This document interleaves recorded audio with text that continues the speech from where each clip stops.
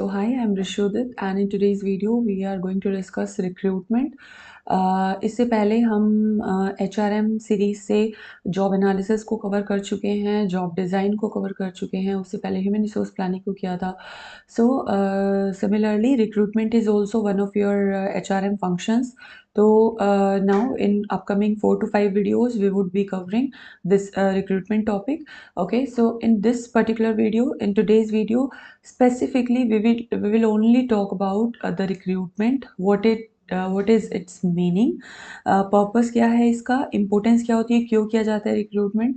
और इसके अलावा एक और छोटा सा टॉपिक मैं आज की वीडियो में कवर करूँगी which is recent trends in recruitment की मॉडर्न टाइम्स में रिक्रूटमेंट को कैसे देखा जा रहा है या क्या क्या नई चीज़ें उसमें इंक्लूड की जा रही हैं. ठीक है, तो ये सब हम आज की इस वीडियो में कवर करने जा रहे हैं. सबसे पहले आ जाता है आपका मीनिंग कि रिक्रूटमेंट होता क्या है. अब देखिए, जनरली अगर आप रिक्रूटमेंट वर्ड को सुनते हैं तो हमारे माइंड में क्या आता है कि it basically means hiring, right. कि रिक्रूट करना, इट मीन्स टू हायर. कि अगर आपने कहीं न्यूज़पेपर में कोई एडवर्टीजमेंट देखा किसी भी कंपनी का, या सपोज़ हमें सुनने में आया कि गवर्नमेंट इज़ रिक्रूटिंग, तो हम ऐसा सोचते हैं कि दे आर हायरिंग, और ऐसा होता भी है.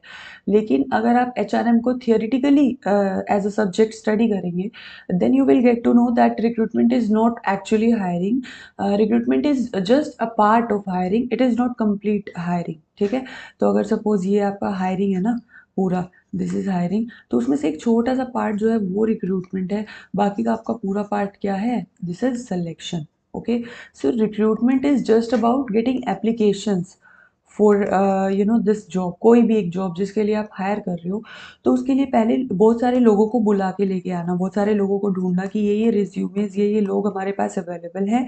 Only this thing is recruitment. अब इन सब में से किस एक पर्सन को आप सेलेक्ट करोगे for this particular job, this is all about selection. Okay, इन सब बंदों में से एक बंदे को चूज करना, that is all about selection. But recruitment क्या होता है, इन सब एप्लीकेशंस को हमारे ऑर्गेनाइजेशन तक लेकर के आना. सो आई होप रिक्रूटमेंट क्या होता है वो आपको समझ आ गया, बेसिक कॉन्सेप्ट. अब देखिए डेफिनेशन के साथ जाते हैं. So recruitment is the process of searching the candidates for employment. आप सबसे पहले सर्च करते हो, ठीक है, this is the main function of recruitment. आप naukri.com से सर्च करेंगे, लिंक्डइन से सर्च करेंगे, या वॉक इन्स आप ऑर्गेनाइज कर सकते हैं, या आप एडवर्टीजमेंट के थ्रू इनवाइट कर सकते हैं लोगों को. बेसिकली आप क्या करते हैं, सर्च करते हैं लोगों को कि आपकी लेबर मार्केट में किस किस टाइप के कितने लोग प्रेजेंट हैं इस पर्टिकुलर जॉब के लिए, and then stimulating them to apply for jobs in the organisation. अब ज़रूरी नहीं है कि किसी ने भी आपकी जॉब का एडवर्टीजमेंट रीड किया तो वो आपके ऑर्गेनाइजेशन में इस जॉब के लिए अप्लाई करेगा ही करेगा. तो आप किस तरीके से उस एडवर्टीजमेंट को फॉर्मुलेट करते हैं, किस तरीके से अट्रैक्टिव बनाते हैं अपनी जॉब ओपनिंग को, कि कोई भी उस जॉब ओपनिंग को देख के जो है वो अप्लाई करे. तो make them applying for the job is also a part of recruitment. Okay, so this was the meaning. So it is a linking activity that brings together those offering jobs and those seeking jobs. जो भी offer कर रहे हैं job, it means the company, the organization and the employees would be the employees. जो भी candidates seek कर रहे हैं job, तो उनको basically ये link करता है. ठीक है, कौन link करता है, recruitment. Next, it says that recruitment involves attracting and obtaining as many applications as possible from eligible job seekers. अब recruitment का जो है पूरा aim, पूरा objective क्या रहता है, purpose इसका basically क्या रहता है कि आप ज़्यादा से ज़्यादा applications लेकर के आओ. ठीक है, ऐसा क्यों, क्योंकि जितनी ज़्यादा एप्लीकेशंस होंगी उतना ही आप बेटर सेलेक्ट कर पाओगे. ठीक है, उतना ही हाई क्वालिटी का इंडिविजुअल आपको मिले इसके चांसेस रहेंगे. इसलिए रिक्रूटमेंट का ध्यान किस पे रहता है, पूरा फोकस किस पे रहता है कि हम ज़्यादा से ज़्यादा, जितनी ज़्यादा हो सकता है एप्लीकेशंस को जो है कलेक्ट करें अपनी जॉब ओपनिंग के लिए. So practically it doesn't and with the receipt of applications. अब ये सिर्फ इन एप्लीकेशंस को रिसीव करने पे ही ख़त्म नहीं हो जाता. इसमें एक और चीज़ हम यूजुअली क्या इन्वॉल्व करते हैं, screening of these applications. Screening यहाँ पे कोई अपने इंटरव्यू या प्रॉपर उनको सिलेक्ट ही नहीं करना है, बट एक बेसिक स्क्रीनिंग की बात हो रही है, प्रिलिमिनरी स्क्रीनिंग की बात हो रही है कि अगर सपोज 5 लोगों ने अप्लाई किया है मेरी जॉब के लिए, तो मैं एक बार बेसिक स्क्रीनिंग जो कर दूँ, उनके रिज्यूमे एक बार गो थ्रू कर लूँ और ये चेक कर लूँ कि क्या वो रिलेवेंट है। ऐसा तो नहीं है कि सॉफ्टवेयर इंजीनियर की पोस्ट है और उसके लिए किसी फैशन डिज़ाइनर ने अप्लाई किया हुआ है ना? तो मैं एक बेसिक स्क्रीनिंग करूँगी कि क्या वो उस फील्ड से बिलॉन्ग करते हैं, क्या वो उनके अंदर उतनी स्पेसिफिकेशन और एजुकेशनल क्वालिफिकेशन है कि अगर मेरी जॉब में एक सीए की ही रिक्वायरमेंट है और जो वो पर्सन है वो बीकॉम है, तो ऐसे में भी वो एलिजिबल नहीं होगा उस जॉब के लिए। तो मैं स्ट्रेट अवे वहीं उनको रिज्यूमेज़ को रिजेक्ट कर दूँगी और वहाँ से हटा दूँगी, ताकि जो बिल्कुल रिलेवेंट और मोस्ट यूजेबल रिज्यूमेज़ हैं, सिर्फ वो ही पास ऑन हो सिलेक्शन टीम के लिए। ठीक है? So this was all about recruitment. अब हम बात कर लेते हैं कि इससे होता क्या-क्या है, क्या इसका पर्पस होता है, ऑब्जेक्टिव्स क्या-क्या होते हैं रिक्रूटमेंट के। सबसे पहला ऑब्जेक्टिव तो होता है कि determines the present and future needs of the firm. Needs किसके रिगार्डिंग होती हैं कि लोग किस-किस टाइप के चाहिएंगे और कितने लोग आपको चाहिएंगे। तो ये जो नीड है ऑर्गेनाइजेशन के अंदर, ये कौन डिटरमाइन करेगा? रिक्रूटमेंट। रिक्रूटमेंट टीम कैसे डिसाइड करेगी? Through the help of job analysis, human resource planning, जो भी हमने अभी पीछे पढ़ा, अगर आप इस सीरीज़ में साथ-साथ चले हुए आ रहे हैं तो यू विल बेटर अंडरस्टैंड कि how human resource planning and job analysis is related to recruitment. अब ये जो जॉब एनालिसिस का डिपार्टमेंट है या एचआरपी का के लोग हैं करने वाले, वो ही तो कम्युनिकेट करेंगे ना रिक्रूटमेंट टीम को कि हमें एक्चुअली कितने लोग चाहिए, किस-किस टाइप के लोग चाहिए, ठीक है? Now increase the pool of job candidates at minimum cost. अब रिक्रूटमेंट का ये भी एक और ऑब्जेक्टिव होता है कि पूल ऑफ कैंडिडेट्स तो उसको लेकर के आने हैं, वो तो ऑब्जेक्टिव है ही, इसके अलावा उसको ये भी ध्यान रखना बहुत ज़रूरी है कि वो आप मिनिमम कॉस्ट पे करें। ऐसा ना हो कि आप इतना पैसा उस पे लगा दें कि उससे बेनिफिट कम हो रहा है और कॉस्ट ज़्यादा आपने लगा दी, ठीक है? Next is it helps increase the success rate of selection process. अब देखिए सिलेक्शन जो है वो किसके बाद होता है? रिक्रूटमेंट के बाद। तो सिलेक्शन किस पे डिपेंड कर रहा है? रिक्रूटमेंट पे। अगर आपने रिक्रूटमेंट ही अच्छे से नहीं किया, अगर आपने जो पूल ऑफ कैंडिडेट्स आप लेकर के आए, अगर वो ही आपका गुड क्वालिटी का नहीं है, आपके जो लोग आप जिन्होंने अप्लाई किया है, वो ही आपके हाईली स्किल्ड नहीं हैं, कॉम्पिटिटिव एम्प्लॉइज़ नहीं हैं, तो ऑब्वियस है कि आप उन सब में से ही तो सिलेक्ट करोगे ना। अगर ये सारे ही लो क्वालिटी के लोग हैं, तो उनमें से अगर आप जो एक बंदा चूज़ करोगे, तो वो भी लो क्वालिटी का होगा। तो सिलेक्शन कितना बेटर आप कर पाएँगे, वो अल्टीमेटली किस पे डिपेंड करता है? क्वालिटी ऑफ रिक्रूटमेंट पर। Next is it helps reduce the turnover rate of organisation. अब टर्नओवर रेट क्या होता है कि कितने लोग once they have joined the organisation, so how frequently or how many employees amongst them leave the organization after a certain period of time. So recruitment decides this turnover rate of organisation how. So recruitment के time पे ही अगर आप इतने aware होंगे, इतने आप conscious होंगे कि आप जितने भी लोगों को स्क्रीन करके लेकर के आ रहे हैं सिलेक्शन के लिए, आप ये मेक श्योर करें उसी पॉइंट पे कि वो ऐसे लोग ना हो जो टेम्परेरी पर्पसेस के लिए आ रहे हैं और ऑर्गेनाइजेशन को छोड़ के चले जाएंगे। आप हाई क्वालिटी स्टेबल एम्प्लॉयज़ को जो है ओनली रिक्रूट करें। Next, it helps to meet organization legal and social obligation regarding the composition of its workforce. अब आप अगर आप बहुत ज़्यादा स्टडी करते हैं एचआर से रिलेटेड, तो आपने देखा होगा कि बहुत सारी लीगल रिक्वायरमेंट्स होती हैं, सोशली भी ऑर्गेनाइजेशन के ऊपर प्रेशर होता है, ऑब्लिगेशंस होती हैं कि आप देखिए कुछ जो लेस एडवांटेजियस सेक्शंस हैं सोसाइटी के अंदर, आप उनको सर्व कीजिए। जैसे अगर कुछ पुअर पीपल हैं या फीमेल्स हैं या इस टाइप की जितने भी आपके डिसएडवांटेजेस सेक्शंस हैं, तो आप उनको थोड़ी-सी प्रायोरिटी दें, रिज़र्वेशंस दें। तो ये रिज़र्वेशन से रिलेटेड लीगल कंप्लायंस भी है। जैसे लीगली अगर लेबर एक्ट की हम बात करें, तो चाइल्ड लेबर आपका वहाँ पर आ जाता है। आप इतनी पर्टिकुलर एज से नीचे के लोगों को हायर नहीं कर सकते। तो इस टाइप की जितनी भी लीगल रिक्वायरमेंट्स हैं, सोशल ऑब्लिगेशंस हैं, वो सब मीट करने में कौन हमारी हेल्प करता है? रिक्रूटमेंट। नेक्स्ट ये कहता है कि अब देखिए जो भी कंपनी के अंदर एम्प्लॉइज़ आते हैं, एम्प्लॉइज़ क्या मतलब जो कैंडिडेट्स आते हैं, एम्प्लॉइज़ तो वो बाद में बनेंगे। सबसे पहले जो कैंडिडेट्स ऑर्गेनाइजेशन को कॉन्टैक्ट करना चाहते हैं जॉब के लिए, वो उनसे बेसिकली कौन बात करता है? कंपनी के फाउंडर्स या कंपनी के जो डिपार्टमेंट जहाँ पर वो बैठ के काम करेंगे, कोई भी ऐसे लोग जो हैं उनसे नहीं कॉन्टैक्ट करते हैं। So there is only one recruitment team actually who contacts with these employees, with these candidates, right? हम सबसे पहले अगर सपोज मेरी एक ड्रीम कंपनी है, सपोज इन्फोसिस में मैं जॉब करना चाहती हूँ, इन्फोसिस में मैं चाहती हूँ कि वहाँ पर मेरा सिलेक्शन हो जाए और उसके लिए मुझे उसे कॉन्टैक्ट करना है।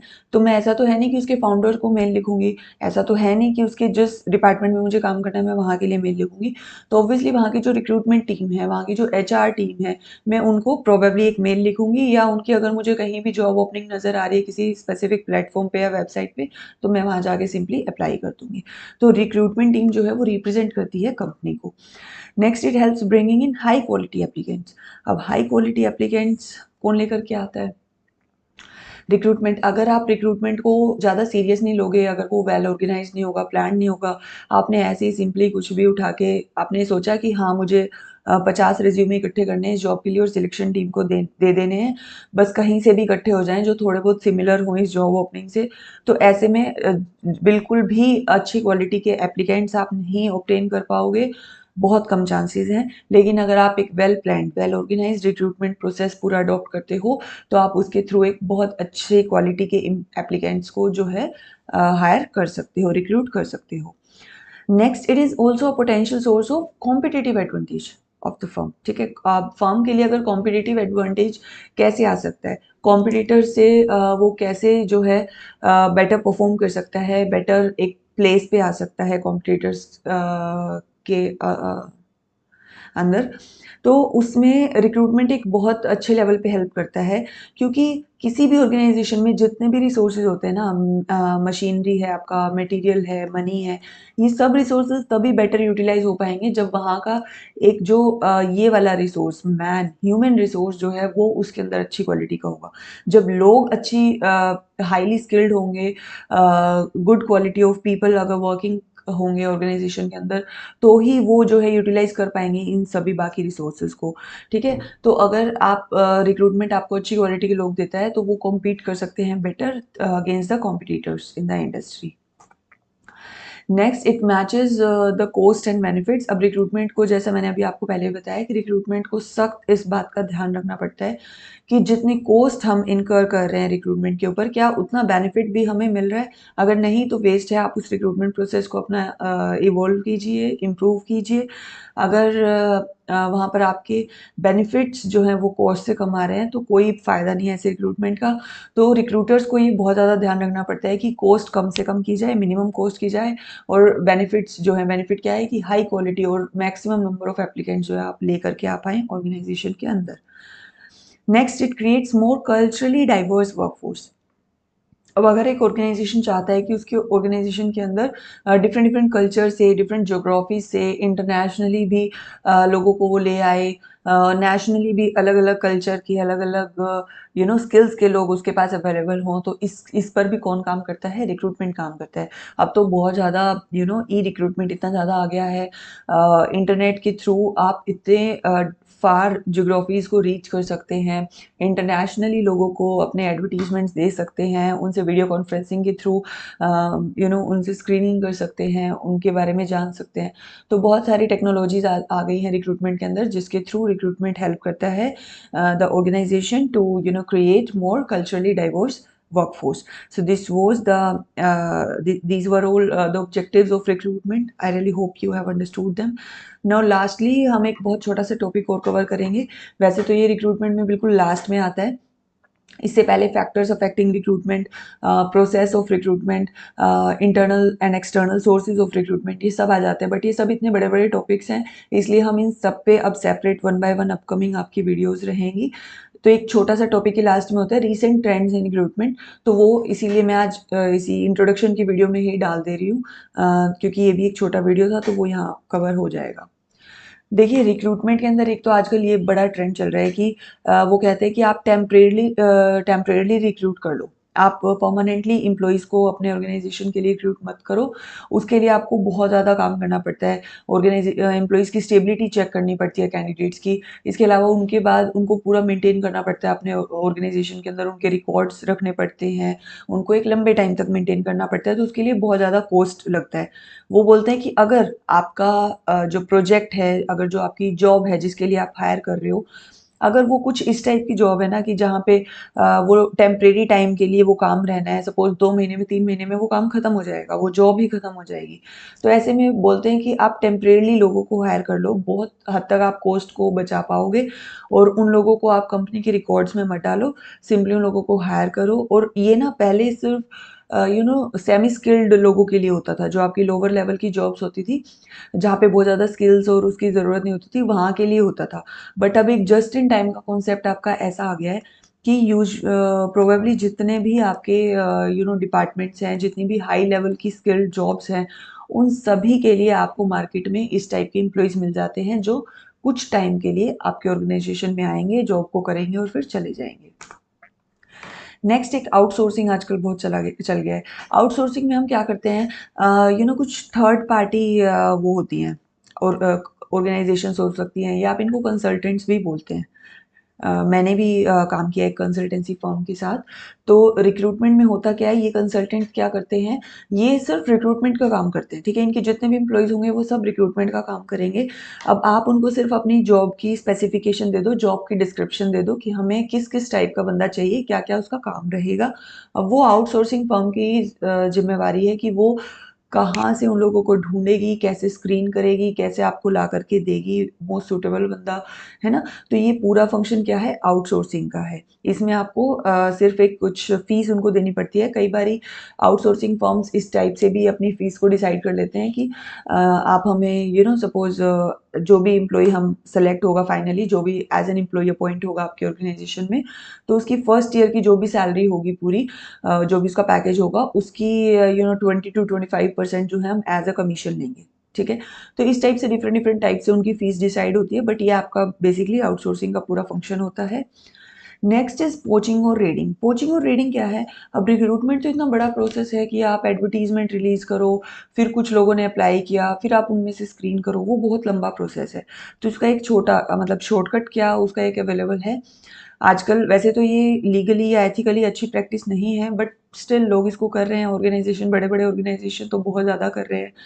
तो क्या होता है, जो बड़ी लेवल की पोजीशंस होती हैं, जो आपकी एग्जीक्यूटिव की पोजीशन हो गई, किसी भी मैनेजर की कोई पोजीशन हो गई, तो उसमें करते क्या है कि जो कॉम्पिटिटर्स हैं ना आपके, जो सेम इंडस्ट्री में काम कर रहे हैं, अब सेम इंडस्ट्री में सेम पोजीशन पे जो काम कर रहा होगा, वो ऑलमोस्ट सिमिलर वर्क कर रहा होगा, उसको पूरा वर्क की जो है नॉलेज और एक्सपीरियंस हो जाता है, ठीक है। तो अब हम क्या करते हैं, हेड हंटिंग करते हैं, हम उन लोगों को सीधा टारगेट करते हैं जाके, हम उन लोगों को इतने अच्छे ल्यूक्रेटिव बेनिफिट्स देंगे, उनको ऐसे-ऐसे ऑफ़र्स देंगे जिससे कि हम उनको अपने ऑर्गेनाइज़ेशन में बुला लेते हैं, ठीक है? वो उन ऑर्गेनाइज़ेशन को छोड़ के, कॉम्पिटिटर्स को छोड़ के आपकी ऑर्गेनाइज़ेशन के अंदर आ जाते हैं। तो ये बेसिकली होता है रेड करना, ठीक है? पोच करना, उस एम्प्लॉयी को हेड हंट करना। Next is e-recruitment. तो ई-रिक्रूटमेंट जैसे कि मैंने अभी आपको बताया कि इंटरनेट का यूज़ करके जो है रिक्रूटमेंट अब आजकल बहुत ज़्यादा इफ़ेक्टिव हो गया है, क्योंकि आप जो लोगों से आप उनको बुला नहीं सकते, तो उनको आप वीडियो कॉन्फ्रेंसिंग के थ्रू आप उनको दूर बैठे देख लो, स्क्रीन कर लो। इसके अलावा ई रिक्रूटमेंट कैसे हेल्प करता है आपका, जितने भी आपके सॉफ्टवेयर्स हैं, जैसे naukri.com है, लिंक्डइन है, ये बहुत ज़्यादा वास्टली यूज़ किए जा रहे हैं। इन पे आप थाउजेंड्स ऑफ रिज्यूमेज़ आपको एक वन क्लिक में मिल जाते हैं। थाउजेंड्स ऑफ पीपल को आप अप्रोच कर सकते हो, फार ज्योग्राफीज़ तक आप उनको रीच कर सकते हो एट मिनिमम कॉस्ट। जो सबसे इम्पोर्टेंट पॉइंट है वो क्या है कि कॉस्ट भी आपकी ज़्यादा नहीं आती है, ठीक है? naukri.com का एक बार आप सब्सक्रिप्शन ले लो, उसके बाद रिज्यूमेज़ ही रिज्यूमेज़ है। आप किसी भी फ़ील्ड में, किसी भी लोकेशन से कितने ही रिज्यूमे आप मँगवा कर के ले सकते हो। Next is overtime. अब ये कंप्लीटली डिफरेंट अल्टरनेटिव है रिक्रूटमेंट का। तो इसमें क्या कहते हैं कि रिक्रूटमेंट का पूरा प्रोसेस करो ही मत। इतना ज़्यादा पैसा लगाना, इतना टाइम लगाना, ये सब मत करो। वो बोलते हैं कि आप सिंपली क्या कर सकते हो कि आपकी ऑर्गेनाइज़ेशन के अंदर की जो एम्प्लॉइज़ हैं ना, आप उनको बोलो कि वो ओवरटाइम करके दें आपको। ओवरटाइम करने का क्या मतलब है कि उनके पैसे बढ़ा दो, ठीक है? जो भी काम आप करवाने के लिए बाहर से लोगों को हायर कर रहे थे, अब आप उन्हीं को वो काम दे दो और बोलो कि आप जो है इसी काम को ओवरटाइम रुक के इस तरीके से अपने काम को मैनेज करके वर्क डिज़ाइन कर दो, उनका जॉब डिज़ाइन कर दो और कुछ लंबे टाइम तक रुके, 1 दिन के अंदर वो उनके घंटे बढ़ा के आप वही काम जो आपके ऑर्गेनाइज़ेशन में एम्प्लॉइज़ हैं, उन्हीं से करा सकते हो। इससे फ़ायदा क्या होगा कि एक तो आप उन लोगों को अच्छे से जानते हो, उनकी स्किल्स पता है आपको, उनकी कैपेबिलिटीज़ पता है, तो आपको नए एम्प्लॉयी को ढूँढने की और उनको सिखाने की ज़रूरत नहीं है काम। है ना? और एक पैसा भी आप यहाँ पे आपका बच जाता है। कॉस्ट सेविंग कैसे होगी कि एक तो नए एम्प्लॉयी को आपको पूरा 1 दिन का सैलरी देना पड़ेगा और एक ओवरटाइम करवा रहे हो तो आप एक कुछ पार्ट उसका उसको दे सकते हो, ठीक है? और रिक्रूटमेंट का जो कॉस्ट सेविंग होएगा वो तो अलग है ही। तो ये सब कुछ रीसेंट ट्रेंड्स है आपके रिक्रूटमेंट के अंदर। आई रियली होप रिक्रूटमेंट से रिलेटेड आपको पूरा कॉन्सेप्ट क्लियर आज इस वीडियो में हो गया होगा। So if you like this video you may like, share and subscribe. So human resource management series is going on this channel. If you want to understand any other concept from human resource management, then you may go and check out this description box. I'll put the link of this playlist. So thank you for watching, and until my next video, keep learning.